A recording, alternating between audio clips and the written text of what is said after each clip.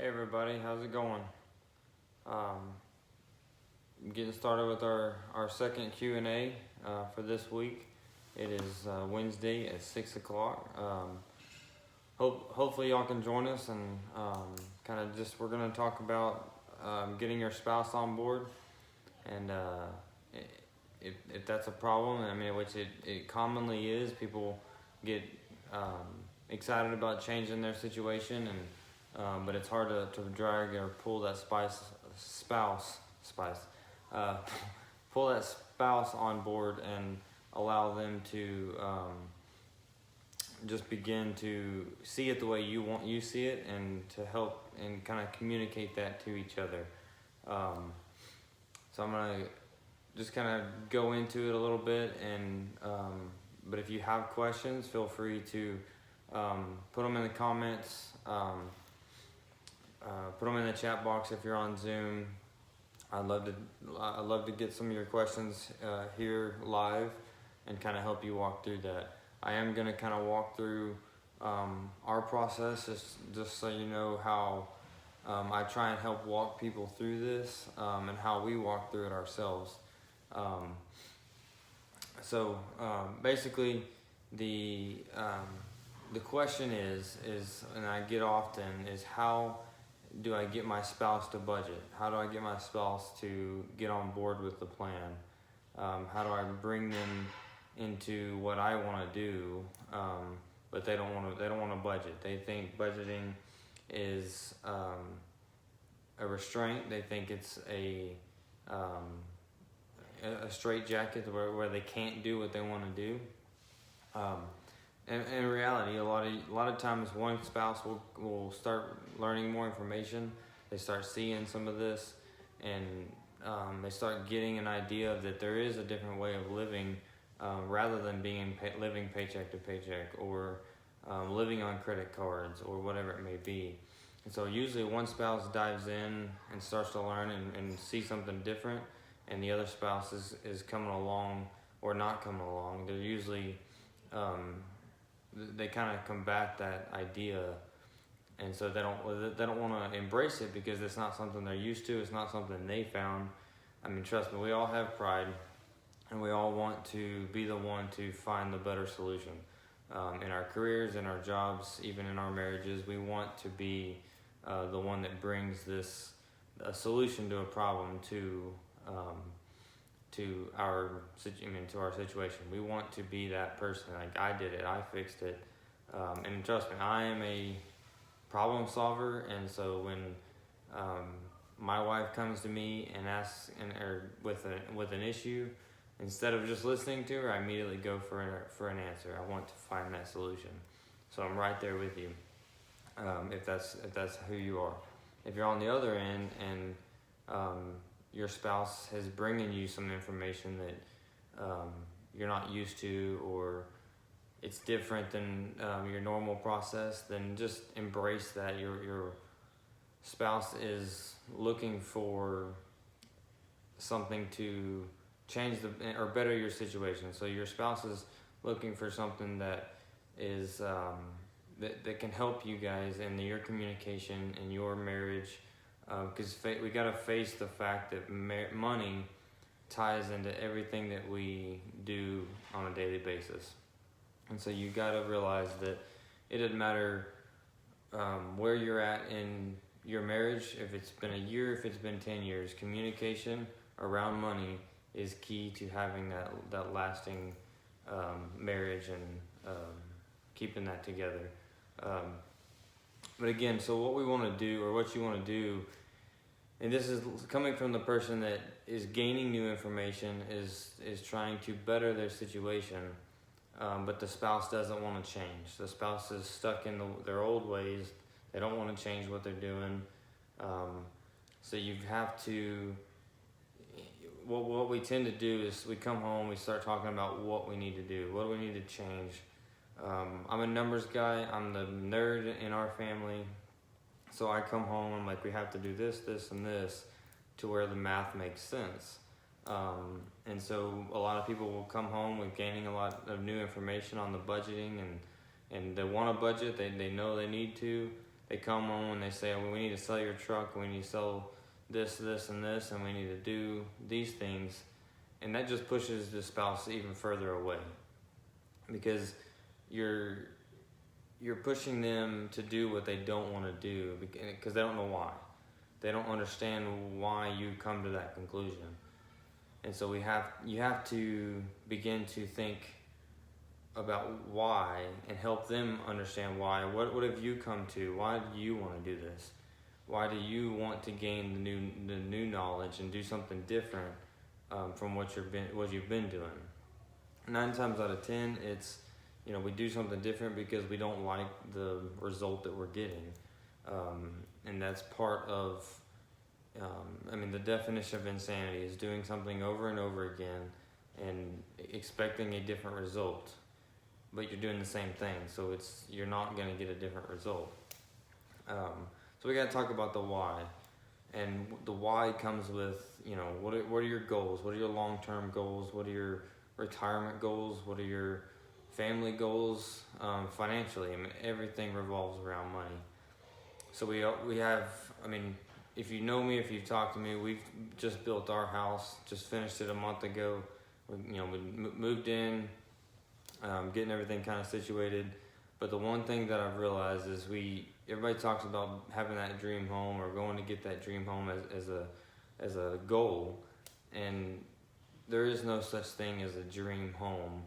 We have a picture of it, and we started putting that on paper, and you start changing things as the build goes on, or once you buy a home that you think is your dream home, then months later you know that there's another house out there, there's another piece of land or something else different that you want to do. So I can't tell you how many things we would change in our house now that we've built it and we've gone through that process. And so there's our dreams change is my point. And so you may have a picture in your mind of your dream, but it will change over and over again as your life goes on. Now, we can have a long-term dream and a long-term goal, but just don't set yourself up to think that that's all there is, and that's the only thing that can satisfy what you want in your life or in your world. But again, budgeting is communication, and budgeting within the marriage is a key part of keeping that marriage, long lasting. Because if we don't have communication, you're gonna the communication dies in other areas as well. You have, again, back to talking about the why. So how do we get to that why? Like, what are the questions we ask to get to the why? So we start talking about defining and explaining the importance of what we want to do. So say your spouse is coming to you, or you have to go to your spouse and say, I want to do this process, I want to do this plan of getting out of debt, I want to better our situation. But again, they hear the budget as a restraint. They hear, I want to get out of debt and so that means we can't go and spend on the gun or the vacation or whatever toy they're thinking about. And so that's what they hear. But if they can hear why, if you can go into why they should do this, why they should sacrifice a little bit today so that you can have a better tomorrow. So sacrifice, you got to talk about the longer reason, the longer goal of, hey, we want to get out of debt, build a financial foundation so that if an emergency comes, we don't have to stress about it. If a job loss comes, we don't have to, rush to the next job and look at what's there. You can take your time. If you lose your job, you have an emergency fund. You can take your time to find what you really want instead of having to settle for something you don't want or you don't like and have to go there every single day. And that's where that thank God it's Friday, oh God it's Monday comes from, is people that don't like their job and they can't afford to go anywhere else. So money gives you options, but the lack of money makes you a slave to whatever bills or loans you have out there. And so bringing them into something to that effect where they can start to see, hey, I want to have a better financial situation, so that 2 years from now, if something happens, we have options. We're not stuck in having to deal with somebody else's somebody else's parameters that they put on us. The borrower is slave to the lender, and I think I said this last week too. But it's you've got to get that's the why. You want to get out of that situation. You want to get into something that gives you more peace, more stress-free, lifestyle. And then even further than just a couple of years, you're looking at what's our retirement dream? What's our long-term goals, long-term vision of our life or our family, and what do we want to do? What do you want to be able to do? And if you're not focused now, then none of that will come together. When you come to retirement. I've talked to multiple people that they have these plans to save for retirement and save for kids' college, but it never happened because they lived paycheck to paycheck, and they were always thinking, well, when I get the next raise, we'll do this. When I get the next raise, we'll do that.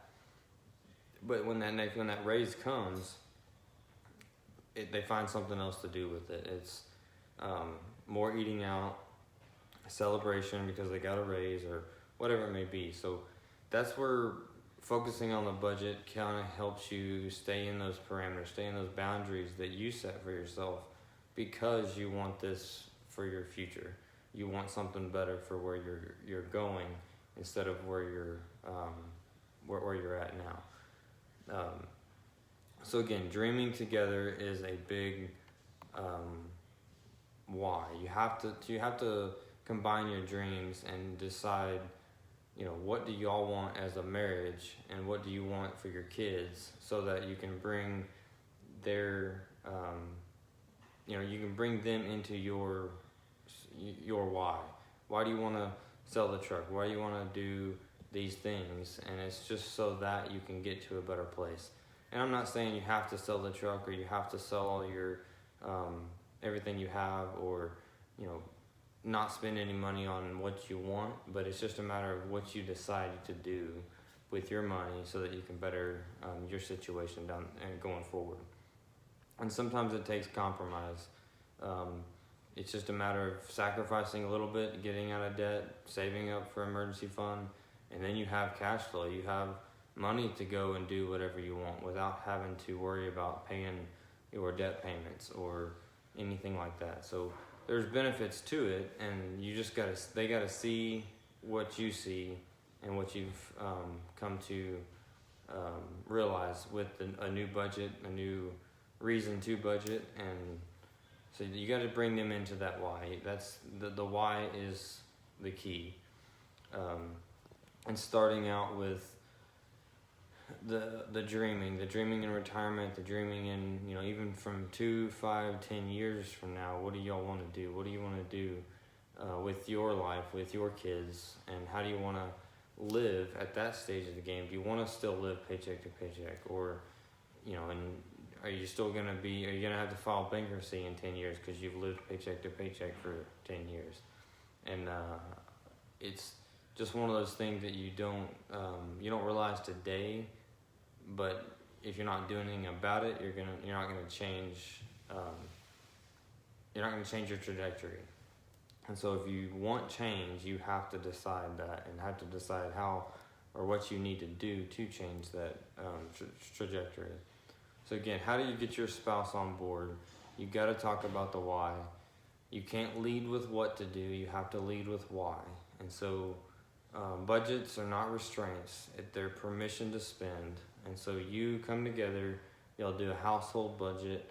You decide what you need to spend on, and whether it's any of your bills, any of your miscellaneous fun money, if you want to call it that.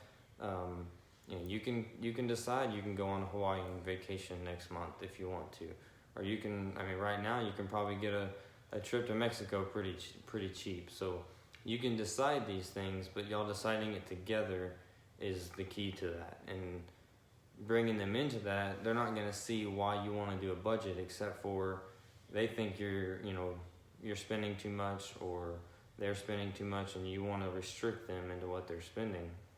And that's not the case. You want to be in communication on what is happening within that marriage and within that household.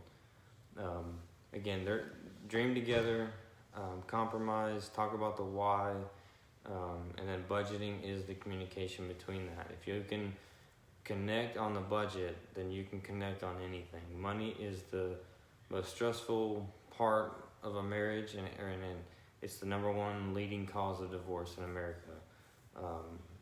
And I think 48% of marriages end in divorce, and money fights and money problems are the number one leading cause of it. So it is key to a marriage, and there's people that can make it living separate lives for so long, but it ends up eating at each spouse if you're not communicating around that topic. Again, if you have any questions, feel free to leave a comment on Facebook or in the chat box on Zoom. I'd be happy to answer any further questions on any specific questions on your marriage and how that looks. I know ours, for me, it was difficult because I did lead with the what. When I first started getting into wanting to better our financial situation, it was, what we needed to do. I wanted to, I need to make this much money. We need to sell this, sell the car.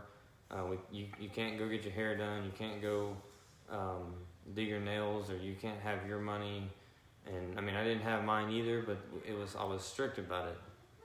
And so it put a wedge in between us, because I wasn't communicating why I wanted to do all this. She just thought I was being controlling, which I was, but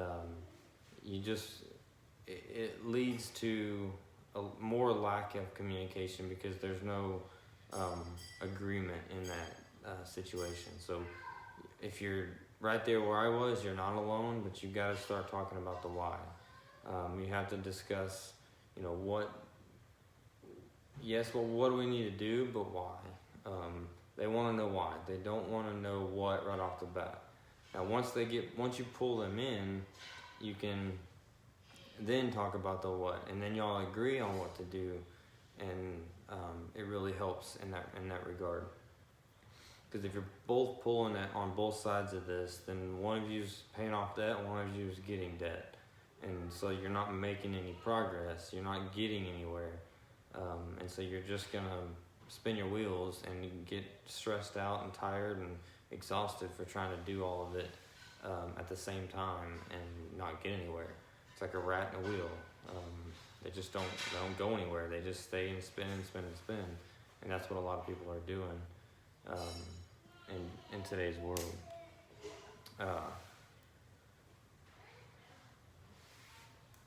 Again, if you have any questions, feel free to leave them in the comment box. I think I've kind of answered that question for the most part. If you have any specific questions, feel free to let me know. There is a tool. Chris Hogan talks about the RIQ. He's a retirement financial guru, and he kind of goes into that dreaming together, like that retirement. What do you want to do in retirement? You want to travel? You want to, live on a lake house? What do you want to do with your grandkids? What do you want to do at that point, and how do you get there? And there's a specific strategic way to get to where you want to go, and it's called RIQ, Retire Inspired Quotient. And so if you go online, you can type Chris Hogan RIQ. You'll find the tools that he has, and it's basically a calculator.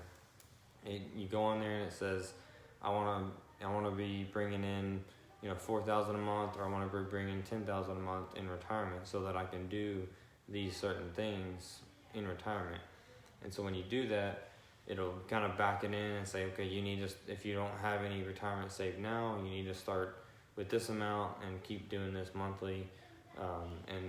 But that's all after you get that foundation set where it's out of debt, emergency fund, and then you start your retirement savings.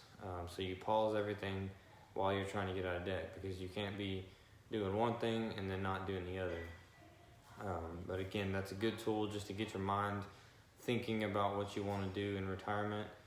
Thinking about what you and your spouse want to do together, because y'all have different dreams. You have, one of you may want to travel a lot. Well, one of you may want to, go to Alaska and just live there. But that's not always. I mean, you got to merge those two dreams and be able to communicate that to each other of what you want to do. And this is a good start, or a good exercise to do, is go through that RRQ, get your idea or your mindset wrapped around your retirement, and what you want to do there. That way you can begin to communicate on how to get to those things. I know my wife wants to travel a lot. I don't mind traveling some, but if I'm gonna travel, I might as well hunt or fish or do something like that at those locations. So, but we have to be strategic to get there and do what we want to do. So we have to communicate in that regard, and then it backs down into the budgeting of each month. How do we budget each month so that 40 years from now we're able to do those things that we want to do. So again, it's talking about the why, talking about why you want to do it, and then ask them if it's gotten to the point where they don't want to be a part of it at all, and you can't even get them to sit down and communicate, to talk about or to dream together. Then you gotta have that hard conversation of, this is important to me, so I would like for you to at least sit down,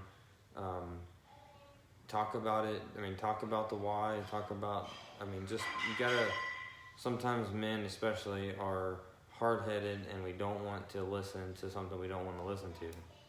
But unless our spouse will, sit down and say, this is important to me, I want you to talk to me. I want to talk about this.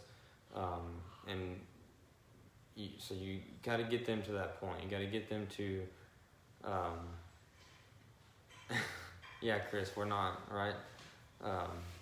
I know I am for sure. And sometimes they start asking, they nonchalantly talk about an issue, and we're not paying attention. And so it's, that's part of you got to get them to that point of, always listen. Exactly. That's for the pride and the confidence that you have, Ryan. And that may be your problem. It's all of our problem. But again, we have to stop and say, okay, this is important to them, or this is important to me, and you've got to get them into that realization of, keep them from that mindset, get them out of that mindset of, I'm not listening, I don't care, because I don't want to do it. You got to get them to realize that it's important to you. And so just get them to watch a video or read a book on finance, or wherever you got the information, get them to come in, just to ask them to just listen to a video or watch this, or do a consult with a coach, and just get them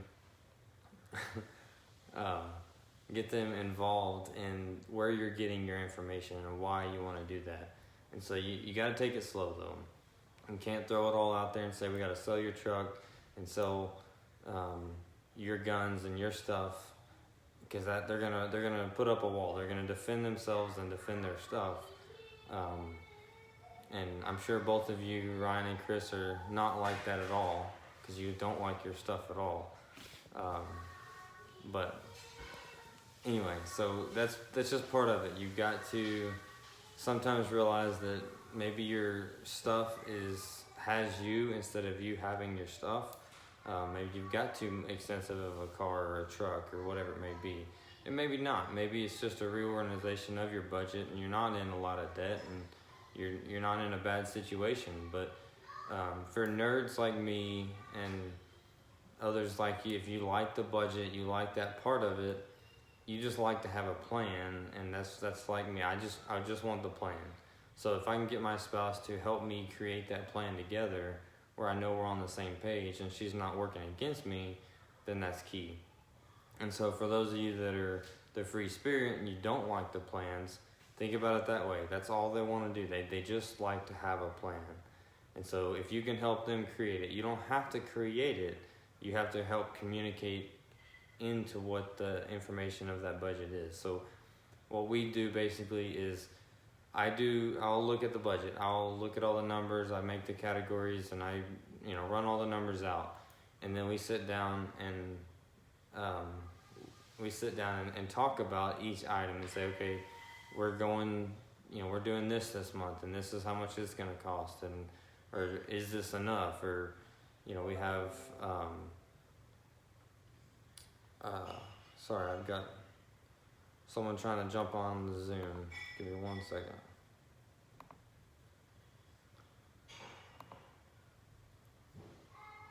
There we go. So we got,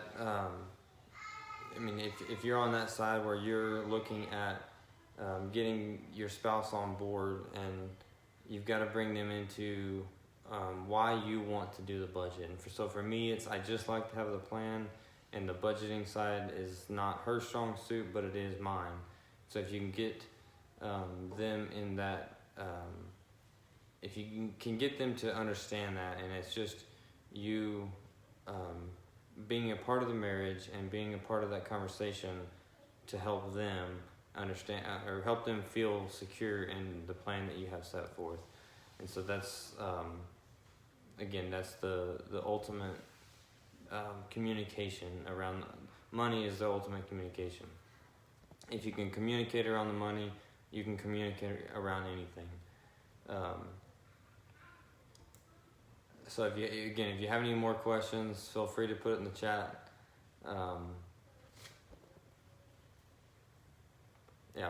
Feel free to put it in the chat box or in the comments on Facebook.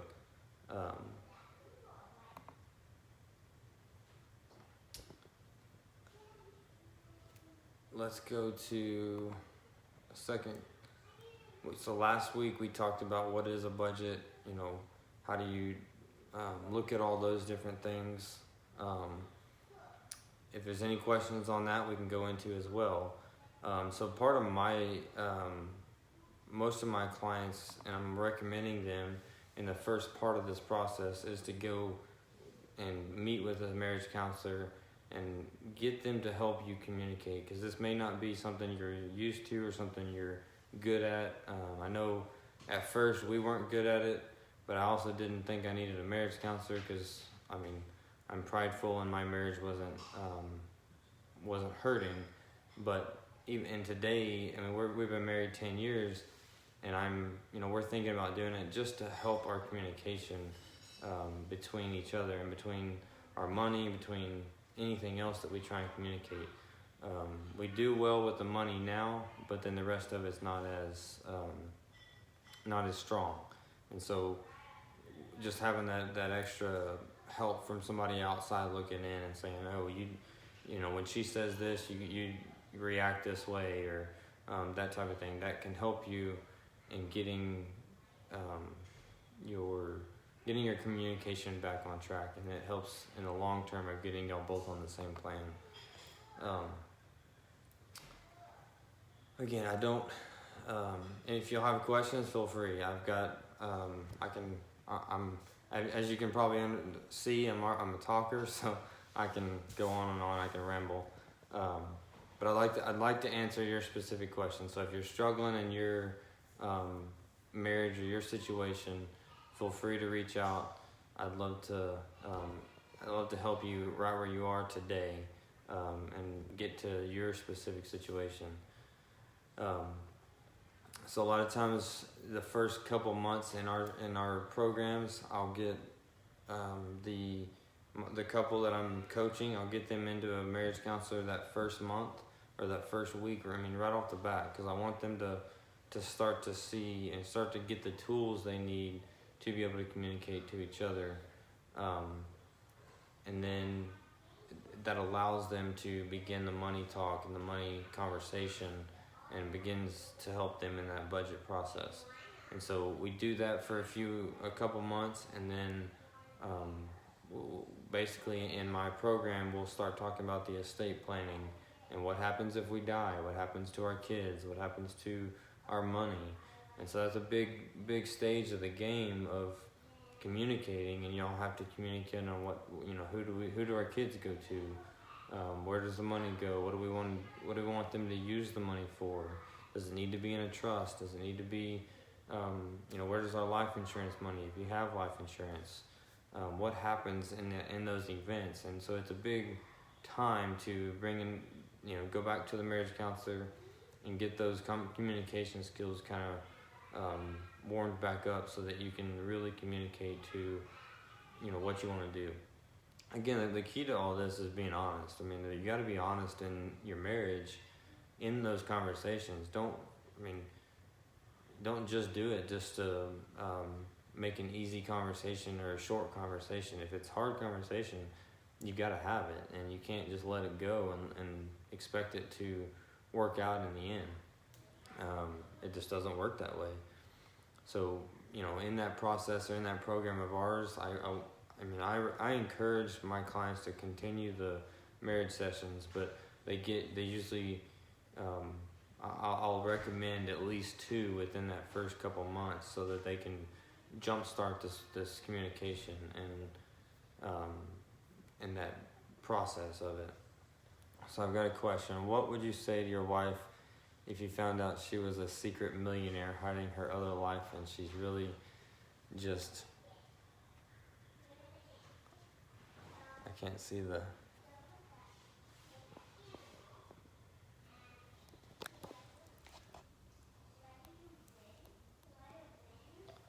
It won't let me do that.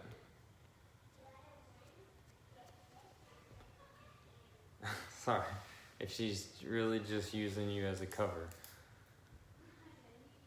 Oh, that's... Yes, Kelly. So hopefully that's not you. What would you say to your wife if you found out she's a secret millionaire hiding her other life and she's just using you as a cover? I don't even know what to say to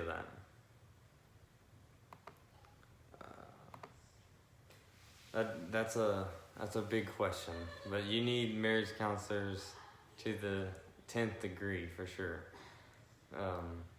If that's the case, I don't even know where to go with that, Kelly.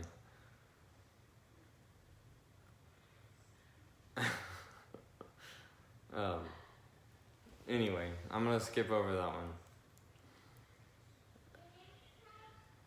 Again, so the details is the communication part is the biggest part of this whole process. And so if you are having trouble with that, I recommend a marriage counselor, because they can help you kind of determine where the issue is. Where do y'all, or where are you stuck at, looking at your budget, looking at, or why do you not want to do a budget? Why does she want to? And kind of helps you kind of rein that in. Does anybody have any other questions? Anything? Either around the spouse, getting them on board, or around money in general. We don't have to stick on that, but I'd love to answer your questions today while you're here on the Q&A. Anything at all? No, not right now. So I got bankruptcy. How do you know, or is bankruptcy an option in your situation? I think for that question, it's going to be geared towards more, what are your goals, and because 9 times out of 10 bankruptcy is not the answer, because it's just a matter of people, they feel stressed and they feel the weight of everything and they don't know how to get out of it. And if they just have a plan and they see the light at the end of the plan, at the end of the tunnel, then they can inch their way out of that whatever situation they're in. So bankruptcy, I mean, I don't recommend bankruptcy because it's just, unless it's just crazy situation and there's no way to make extra money, or you're just there are some circumstances, and I typically will have my clients go to a consult or a bankruptcy attorney and just let them discuss what's bankruptable and how much of your debt you can get rid of, how much of it you can't in the bankruptcy process, because some of it's student loans, IRS debt you can't bankrupt. So if that's the majority of your debt, then there's no reason to do that. Another question: how to keep them from stressing when talking about the money? Well, that's what the budget does. If I'm reading into your question a little bit, maybe I want an answer on that too. Do what? I want an answer on that one too. Well, that's where the plan, the budget, because in y'all's situation specifically, I mean, she likes to have that plan, and that's where I'm at. And quite honestly, right now, like this last couple months with us finishing the house and everything kind of being a little crazy around here, the plan hasn't gone as planned, and so it's hard for me to see that it's working when it's not there, or it's not working as I planned it. I planned it at the beginning of the month, and some people are derailing my plan, and so it's hard, and our communication in that is not as tight as it could be. I'll put it that way. So it's the budget that helps relieve the stress, though. But if one of you is on a budget and the other is not paying attention to it, then you're fighting against each other. And so, how to keep them from stressing? So, in my head, that means that the one person is the nerd and they're stressing, and in my case, I'm stressing because I don't know how the plan's gonna end, how the budget's gonna end, and how all the transactions are gonna play out, and are we gonna go over? Are we gonna have to move this and move that around? And so when I lay out a plan, I want to leave it there, and not have to move it, not have to touch it. And that's where the communication on that and the trust between you two has to come together and say, we have this budget, we both agreed on it. It's essentially a contract between the two of us. It's essentially like we are agreeing to spend X amount of dollars in restaurants, X amount of dollars on gas, on groceries, on fund money, on rent, whatever it may be. And so if someone goes and spends $50 at a restaurant or fast food throughout the week that wasn't planned, then it kind of breaks that trust, and there's a hard conversation that needs to be had in that process. And so and that's the accountability from each spouse. Like when you get to, if that does happen, you'll have to come together and look at the budget and go, okay, I spent this. It was an impulse, whatever the reason may be. There's no reason to get angry about it, but it was an impulse buy or impulse purchase, and so you've got to talk about that. But that's where some of the accountability comes from. I'm not a big impulse spender, but I impulse when I don't have a plan, and so it's a snowball effect. If my plan's not working or it's not staying on track, then I impulse spend, or I'll do this and do that, because now I have no boundaries, because the plan's not working, or it's not working, it's not on track, and so I get further off track by doing that. But the closer I stay on the budget, the closer or the more I don't do impulse spending. And so to answer that question, I mean, it's working with them to get that budget set in where it doesn't change or very minimally changes, so that they can have peace that what y'all agreed on is going to work that month. If and then again, remember, if you haven't ever done budgeting, this is going to take a couple months before y'all to get the hang of what to put in the budget, how much to put in the budget, and where to put it in the budget.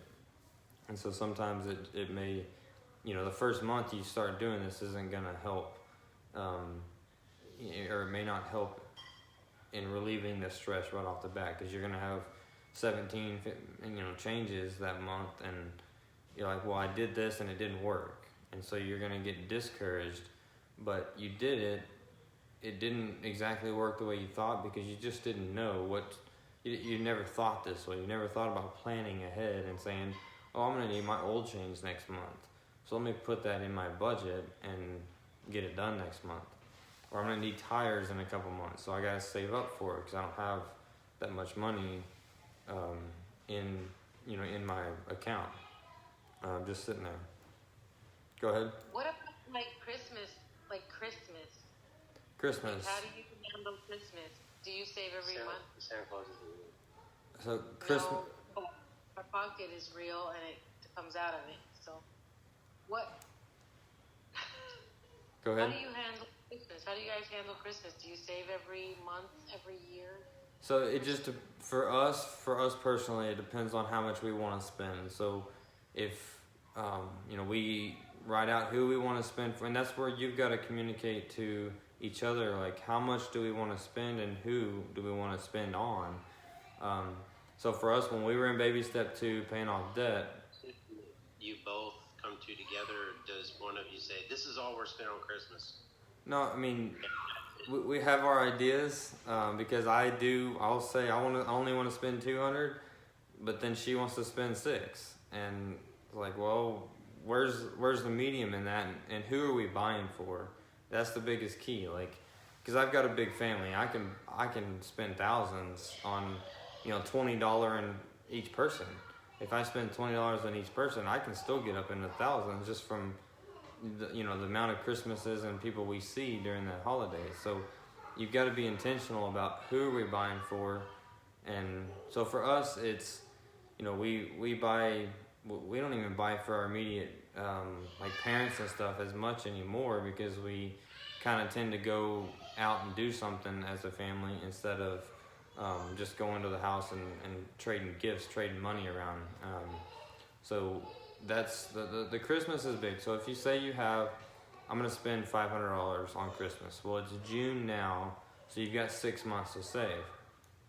Now you can set aside, what was that, $75 a month or $100 a month, and you'll have $600 come December, come November, when you start to want to buy stuff. And so people can be, you can do it that way, and you'll have some money, next month if you find a good deal on a present that you want for somebody, you can buy it next month, or you can buy it in September, as you build up that fund. But then you got to stick to that plan. Okay, we're going to spend 600. We're going to spend 50 on this person, 100 on this person, 50 on each other, and so on and so forth.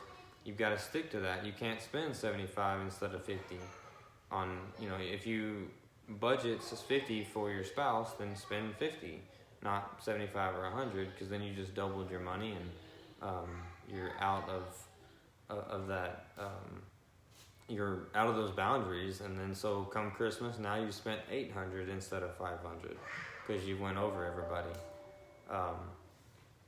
And so that's one way to do it, is to back into it. Say I have 600 to spend. I got 6 months to save. The way we like to do it is, and it depends on how much we want to spend, but we'll put our Christmas budget in our October, November budgets, and we'll spend 200 if we have that cash flow in our month. So I'm not a big shopper, so I'm gonna wait till November to buy Christmas. And so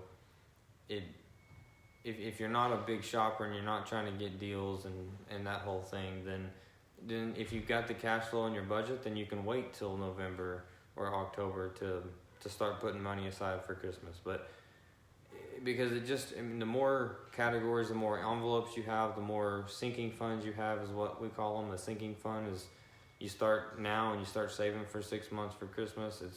It's basically, it's a sinking fund. You're putting a little bit in there each month. And so if you're doing that, then it can be a little cumbersome if you have 15 sinking funds for car tires, for oil change, for whatever it may be. And so some people, or a lot of people, will group those together. But once you have no debt, once you have a larger cash flow, cash is king, you have no debt payments, you should have several $100s, $1,000 a month in just kind of cash flow that you can allocate to whatever you have that month. So for instance, tires, average, $400 to $800 in tires. If you're buying all four, you can, split that up and just buy two every couple months. And you can plan those out in a car miscellaneous or car maintenance fund that you take out cash to put into this envelope. Or, I've even had some people, the real nerdy people will open up a savings account and that they put everything in there. And then they kind of carry a spreadsheet on what money is what for what category. So they'll have $200 for car maintenance. It just gets real nerdy and it gets real time consuming to manage. But so you can do it one of two ways. We personally try and just use our cash flow to pay for some of those things, unless it's just a major thing. Like for health stuff, like we go to the chiropractor weekly. We have the dentist is much more than a couple $100s a month, so you can we have to save monthly for that, but we'll have a specific fund for our health kind of miscellaneous stuff. So dentist, chiropractors, doctor visits, anything like that can kind of come out of this account or this savings fund, if you will. So it just depends on the price. If you're talking $1,000 or $2,000 for Christmas, then you're gonna have to probably start saving earlier than you are if it's just a couple $100s. And it all depends, but that's where the communication comes in. If y'all can communicate and say, okay, well, I want to spend $200. I don't want to spend a lot because I want to pay off debt, but I want to spend, then the other spouse wants to spend $600 and they're not so worried about paying off debt because it's Christmas and they like to give. Then you got to compromise in there somewhere and say, okay, well, this year we're gonna, we'll spend $350 somewhere in between, and then next year we'll do more because we'll be out of debt. We'll be in a better position. We're not so stressed about our situation. Because a lot of times stress comes from the unknown. We fear the unknown. If you don't know what's going on in your finances, then that's where that's me too. So I feel you. But that's where we struggle, is not knowing. And so you could be making a ton of money and not have a lot of bills, but if you don't know, then it creates that fear. So once you know what's going on, then you may have all the money in your budget to do all these little things that you're talking about, but you just don't know, so you stress about it. Once you know, it relieves the stress and kind of gets you on that path.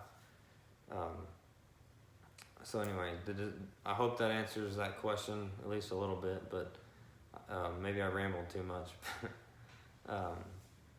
Any other questions, any concerns about your specific situation?